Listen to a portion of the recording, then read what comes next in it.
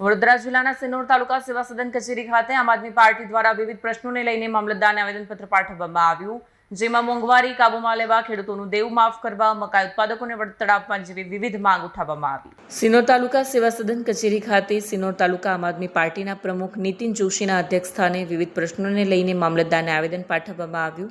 આ પ્રસંગે આમ આદમી પાર્ટીના જિલ્લા ખેડૂત પ્રમુખ રાજુભાઈ પટેલ પણ ઉપસ્થિત રહ્યા. આવેદનપત્રમાં વધતી મોંઘવારી કાબૂમાં લેવા સરકાર દ્વારા તાત્કાલિક અસરકારક પગલાં ભરવા, ખેડૂતોનું દેવું માફ કરવા, ખેતરોમાં મુકાયેલા વીજ થાંભલાઓનું યોગ્ય વળતર ચૂકવવા તેમજ મકાઈની ખરીદીમાં થયેલા વિલંબને કારણે નુકસાન ભોગવનાર ખેડૂતોને સહાય અને વળતર આપવા માંગ કરવામાં આવી.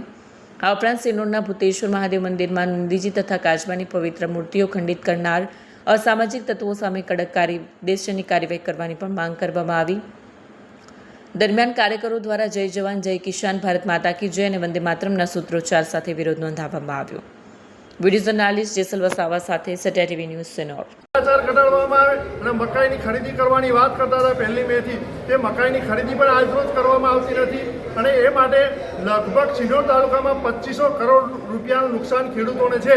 તો આનું તાત્કાલિક સર્વે કરવામાં આવે અને ખેડૂતોને નુકસાન ચૂકવવામાં આવે અને જોડે જોડે જે ખેડૂતોના ખેતરમાં થાંભલા નાખ્યા છે એ થાંભલાનું વળતર ઓછામાં ઓછું મોટા થાંભલાનું 75 લાખ રૂપિયા વળતર ચૂકવવામાં આવે અને નાના થાંભલાનું વળતર 75,000 રૂપિયા વળતર ચૂકવવામાં એવી અમારી ખેડૂતોની માંગ છે. અને જો આ માંગ નહીં સ્વીકારવામાં આવે તો ગાંધી ચીરા માર્ગે અમે આમ આદમી પાર્ટીના લોકો આંદોલન કરીશું. આજ તો જય હિન્દ, જય ભારત.